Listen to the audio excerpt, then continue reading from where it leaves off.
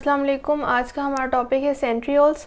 Lecture को start करने से पहले मैं बताती चलूँ कि आप मेरे चैनल डोज ऑफ एजुकेशन को लाइक करें, शेयर करें और सब्सक्राइब करें और बेल आइकन पर क्लिक करके और वीडियोस को सिलेक्ट करें ताकि आपको नई आने वाली वीडियोस की नोटिफिकेशन मिलती रहे।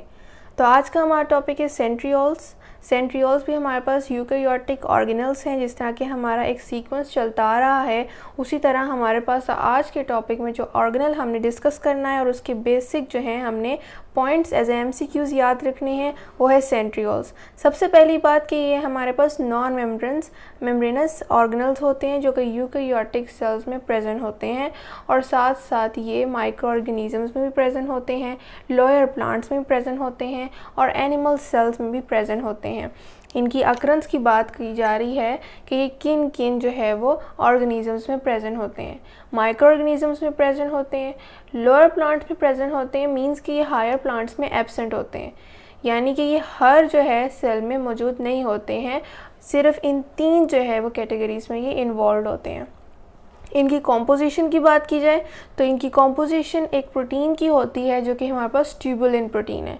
ट्यूबुलिन प्रोटीन पर ये मुश्तमिल होते हैं, इनकी कॉम्पोजिशन इनसे होती है। इनकी लोकेशन हमारे सेल में कहाँ होती है, फॉर एग्जांपल मैंने यहाँ पर डायग्रामेटिकली जो है इसकी लोकेशन शो कराई है कि ये हमारे पास सेल है, बाकी तमाम सेलुलर कंटेंट्स को हमने नहीं ड्रॉ किया, सिर्फ एक न्यूक्लियस का जो है मैंने एरिया शो करवाया है। द सेंट्रल रीजन वो हमारे पास एनिमल सेल्स की बात आ जाती है क्योंकि प्लांट्स में हमारे पास पेरिफेरल रीजन में न्यूक्लियस मौजूद होता है just because of the presence of large vacuole at the centre.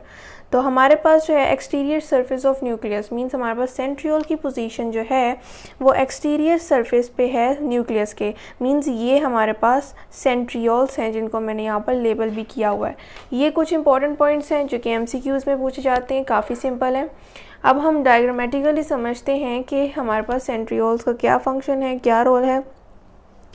हमारे पास जो है क्रॉस सेक्शन में अगर हम देखें, मींस कि अगर हम एक सेंट्रियोल लें और उसके क्रॉस सेक्शनल व्यू जो है उसको देखें तो हमें ये पता लगता है कि इसमें प्रेजेंट हैं 9 माइक्रोट्यूब्यूल्स के सिलिंड्रिकल अरेंजमेंट, यानी 9 माइक्रोट्यूब्यूल्स जो है वो मिलकर हमारे पास जो है सेंट्रियोल्स की जो है वो कॉम्पोजिशन है और साथ ही साथ जो है वो आपस में सिलिंड्रिकल अरेंजमेंट में प्रेजेंट हैं कि उन्होंने सेंट्रियोल्स जो है उनको बनाया हुआ है। तो अब हमने देखना है कि ये पैकिंग एक तरह की एक अरेंजमेंट है सिलिंड्रिकल स्ट्रक्चर्स की जिनको हमने माइक्रोट्यूब्यूल्स कहा है जो कि मिलकर आपस में सेंट्रियोल्स का जो है वो पेयर बना रहे हैं। अब हम देखते हैं कि किस तरह हमारे पास जो है ये अरेंजमेंट जो है आपस में मिलकर सेंट्रियोल्स बनाती है।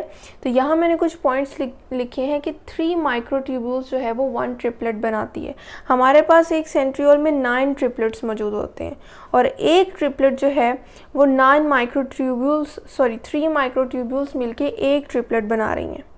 तो हमारे पास जो है 2 पेयर्स हैं जिसकी वजह से 3 माइक्रोट्यूब्यूल्स जो है वो 2 पेयर्स में इन्वॉल्व है हमारे पास 9 ट्रिपलेट्स बनाने के लिए। तो हमारे पास 3 9s are 27 है, मींस कि 27 माइक्रोट्यूब्यूल्स हमारे पास इन्वॉल्व हैं सेंट्रियोल्स की फॉर्मेशन के लिए।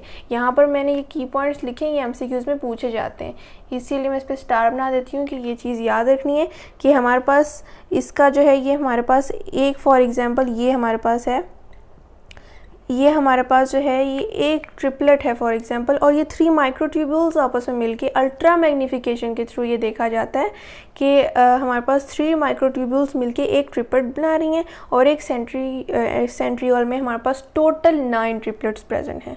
तो हमारे पास 3 माइक्रोट्यूब्यूल्स जब 9 ट्रिपलेट्स बना रही हैं तो 3 9s are 27 और हमारे पास 27 माइक्रोट्यूब्यूल्स जो हैं वो कंप्लीट फॉर्मेशन कर रही हैं ऑफ सेंट्रियोल।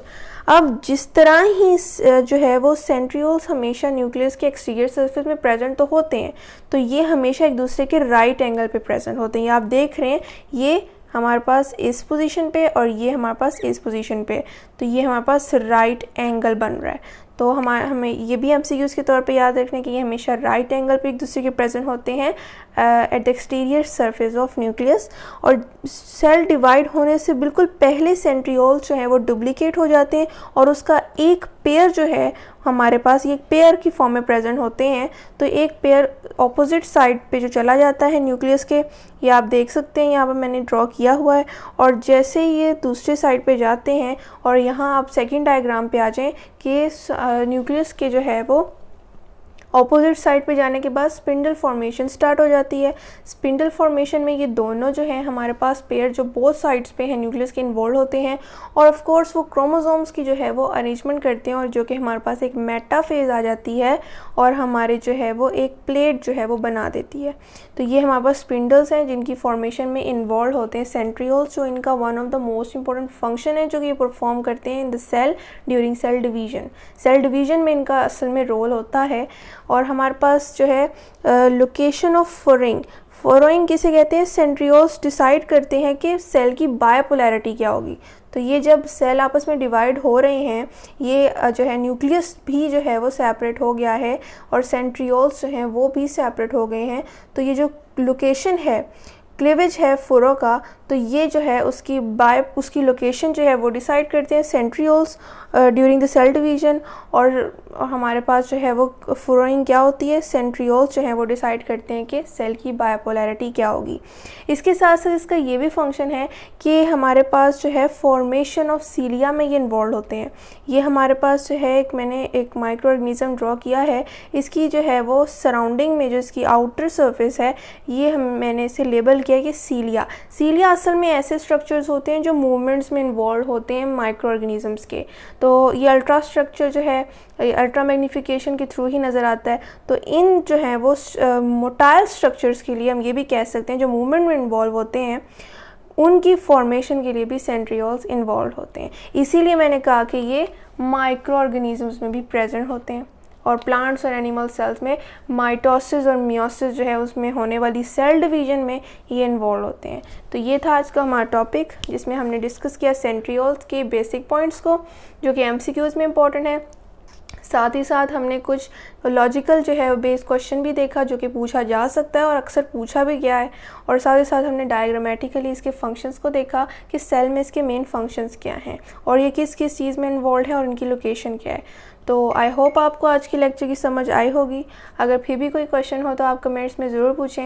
मैं फिर बताती चलूँ कि आप मेरे channel daily dose of education को लाइक करें, शेयर करें और सब्सक्राइब करें और बेल आइकन पे क्लिक करें ताकि आपको नई आने वाली वीडियोस की नोटिफिकेशन मिलती रहे। शुक्रिया। अल्लाह हाफ़िज़।